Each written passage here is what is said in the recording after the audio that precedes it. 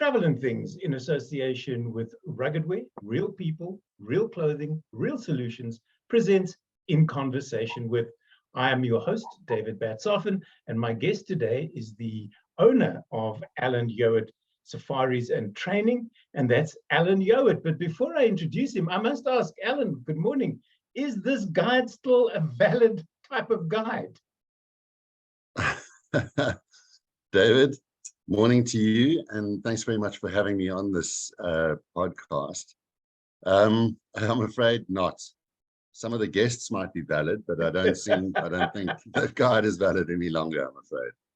I think that's good news, although I recently bumped into a youngster who's wearing a shirt and pants, I think at least 1.5 sizes too tight and too small. And all his mates were taking the mickey out of him. And he went, no, this is just me. I've got news for you, young man. Alan, with us coming back down out of lockdown, or coming out of lockdown, and people coming back to Africa, there seems to be a plethora of private guide advertising on Facebook and the like. How does one go about choosing a private guide? Because I should imagine it's much like choosing a scuba diver instructor. You're going to put your lives in the hands of these people. And how do you know they are what it says on the box, type of thing?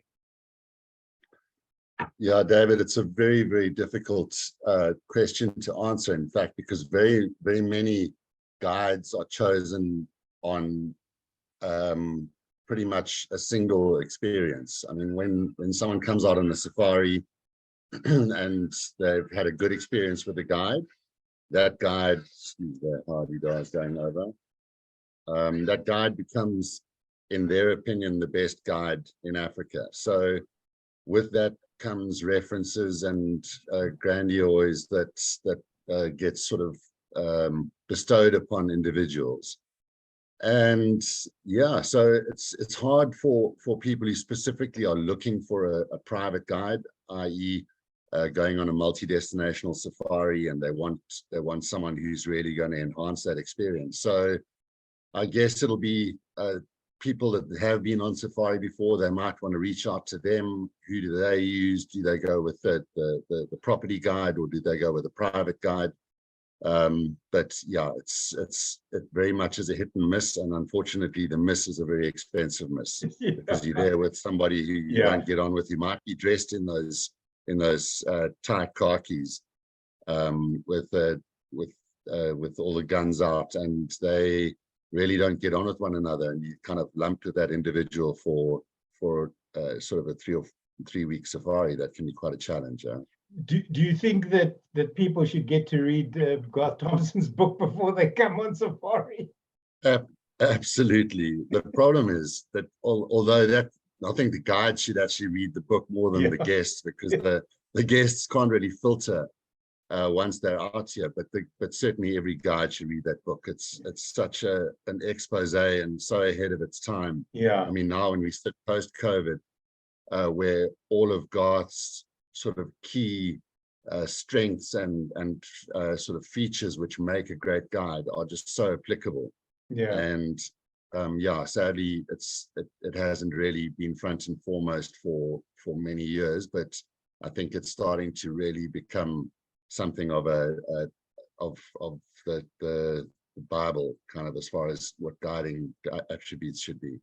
You mentioned a moment ago, and I wanted to pick up on that because it was a question that I had planned to ask anyway. You were talking about what happens if you don't get along, or your guests don't get along with you. What happens if you don't get along with the guests? If on paper they look wonderful and lovely, and they put money in your bank account, and you've done all the work, and they go, ooh, ah, and that's wonderful.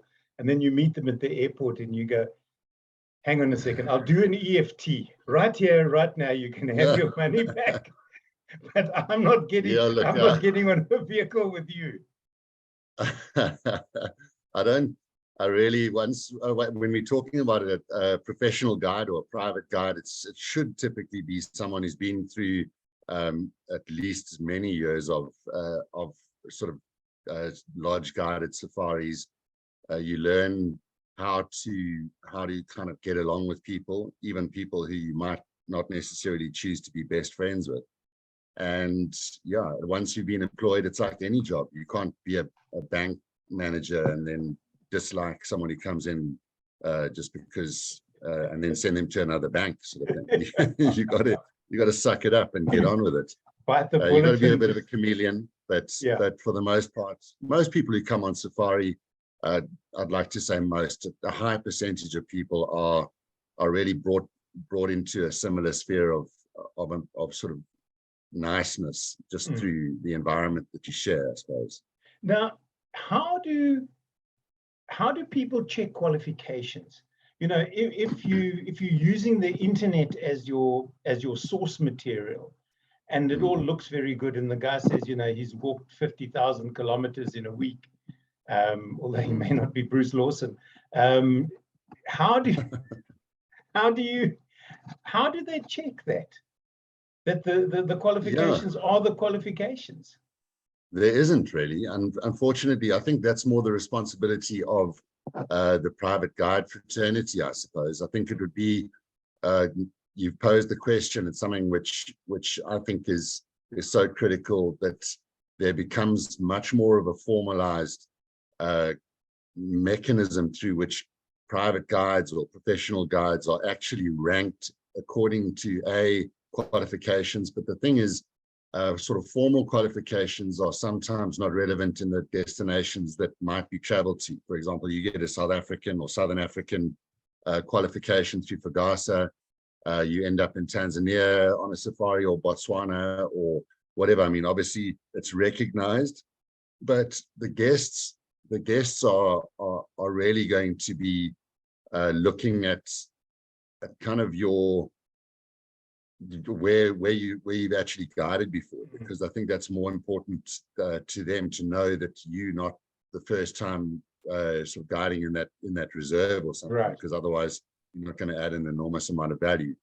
But it's I think as a private guide, you don't necessarily need all the qualifications in all the countries. It's because you will ultimately be using a local guide to navigate for the most part. There's most destinations outside of South Africa will require that you've at least got a driver, let alone a guide who has local knowledge, local understanding, and it's your responsibility to kind of get the guests to appreciate that individual. You appreciate that individual, and then you start sort of pulling the experience together using maybe what the guests have experienced previously on the trip, or where you're going to next. I think you sort of curate the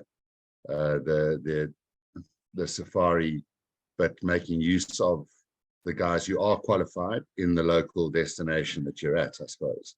But it would be wonderful to see a sort of network of guides putting themselves forward, not dissimilar to the Safari Guide of the Year. In fact, now that I'm just sort of thinking out aloud, where private guides really do put themselves forward to say, listen, measure me against other private guides, because quite often it's just your Facebook or Instagram account that makes you a wonderful guide, and it's not really fair on guests who are trying to make a selection from outside of this country, who have absolutely no idea what to measure that guide against. Yeah.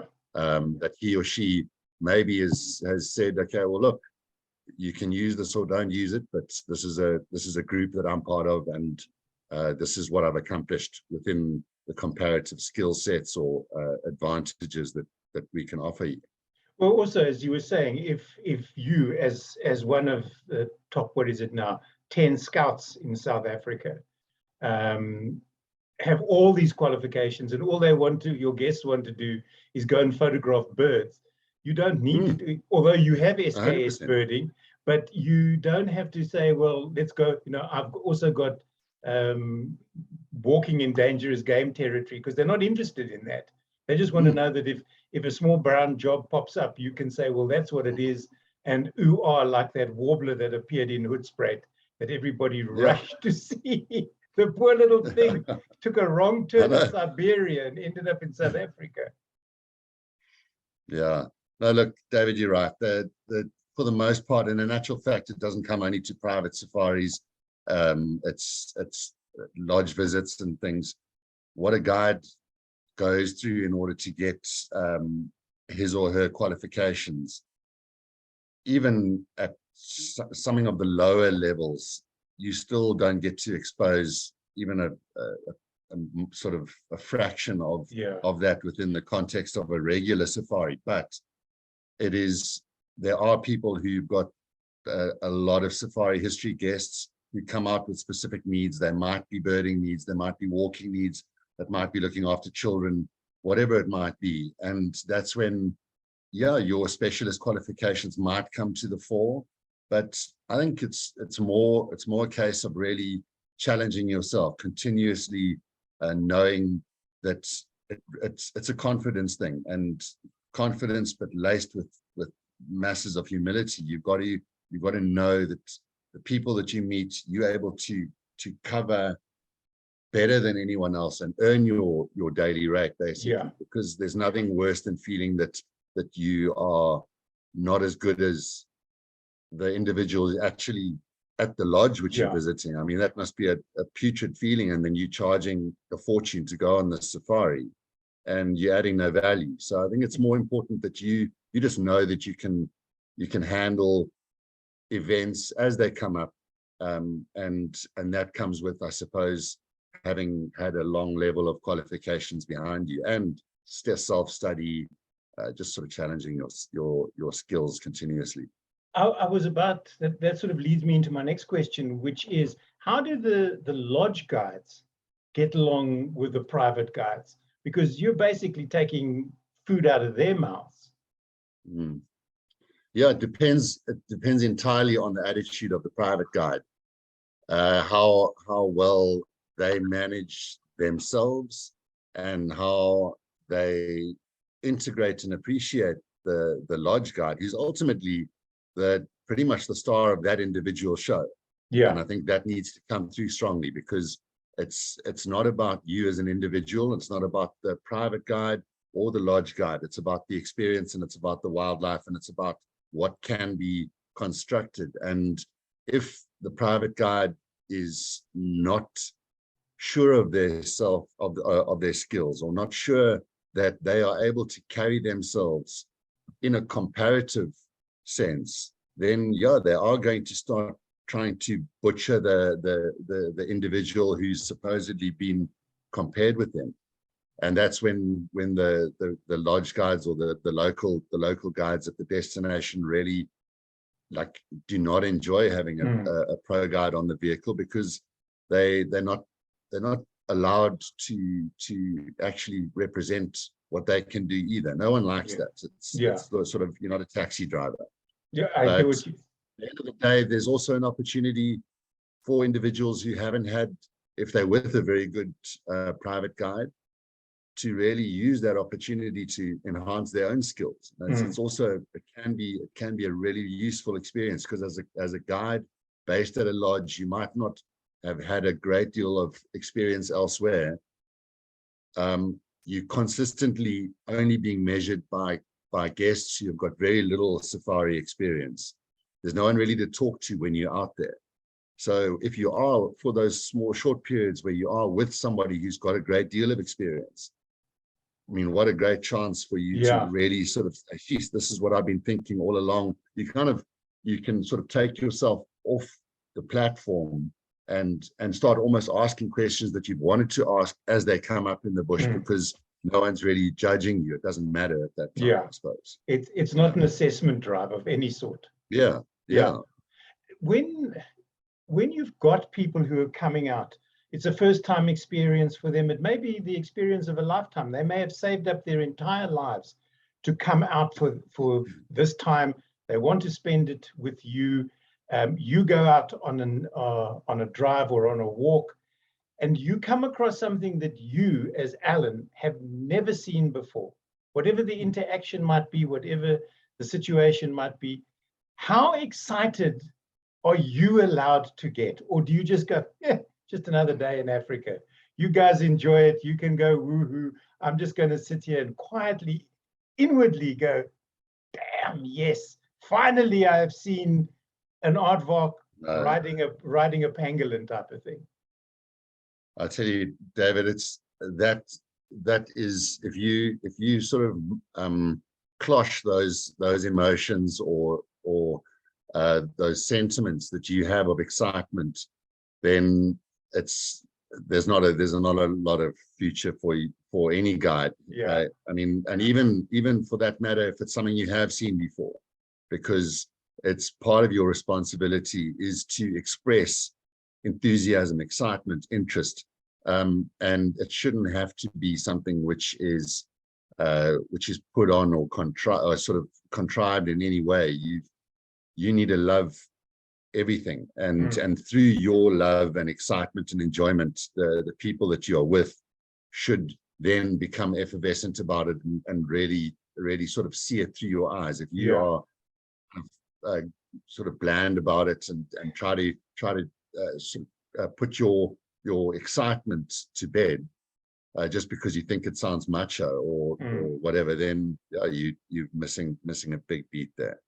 Just to go back to what we touched on about guests and getting along, if you're out on a walk and you've explained to them nicely what happens on the walk, what you expect from them, what they expect from you, and within 15 minutes, you realize that these people, A, have never walked in the bush, and B, are not listening to what you've asked them to do.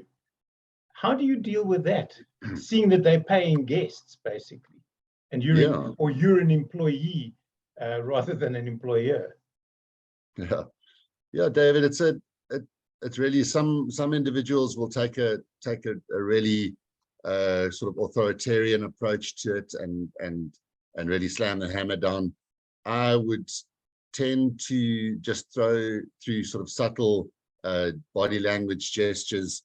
If people are making a lot of noise, you just stop and you just hang for a while, and then suddenly everyone wonders why you've stopped, and then everything goes quiet and you carry on walking. And if you realize that people are kind of very difficult to manage, or in actual fact they want a walk and a chat, which is really that's also up to them. Right. And you just conduct the walk in a way that allows for that to actually happen, because it's not up to you necessarily to say, well, we are going to go and walk and track around it, because that might not be what they want to do. They might just be wanting to wander around, in which case, if they are really not taking your safety briefing seriously, then you just make sure that you walk in an area where the safety briefing has got the least amount of importance as far as their safety is concerned. Going to be attacked but it's by very unusual. Yeah. You can make it as easy or as difficult as you like, but people are on holiday and they sometimes don't understand it, and you got to do your best to help them understand it. But if they really don't jump on board, then it's not up to you to scream and shout and huff and puff. You just do stuff differently. All right. So if I throw these 5 characteristics at you, is it 5? 1, 2, 3, 4, 5, 6. How would you categorize them? Humility, which you've mentioned earlier, listening effectively, integrity, being engaging, respect, and fun and entertaining. How would you shift those around? What's top of that list for you? I think humility probably exposes, certainly other than the fun and entertaining, humility probably exposes the others very effectively as a real overarching trait. It allows you to respect nature. It allows you to respect other human beings. It allows you to listen effectively. It allows you to really engage with people, with wildlife at a level where, it's at a requisite level. Yeah. When it comes to fun and entertaining, you also don't have to be the star of the show. If some people naturally are fun and entertaining, and that's fantastic, but sometimes people are on holiday and they want to be fun and entertaining, and they carry on as they do. So maybe there's humility would also, because it allows you not to necessarily have to stand up front and center. But yeah, it really, to me, it's the most important character trait, but it needs to be combined very, very well with confidence. Yeah. And so there's quite a challenging sort of seesaw of how you represent humility, but also you are able to express confidence, be in control should things need to be controlled, should people need to believe in you and how you are going to manage a situation. That needs to be something which is very, very evident very early on. So yeah, therein it's just being honest, being able to express yourself, because you inherently and innately just feel that you are confident, Yeah. but you're not arrogant. Talking about confidence, I know that one of your guests was blind. How did you deal with that, Alan?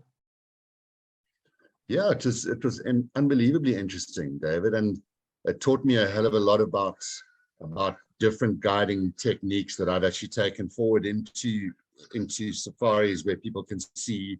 It just taught me an enormous amount of the value of being able to explain things very carefully, because in our mind's eye, once we know things and we start to talk about things, you have a series of dots which you forget to join, simply because it's so clear and so apparent, because you're looking at it.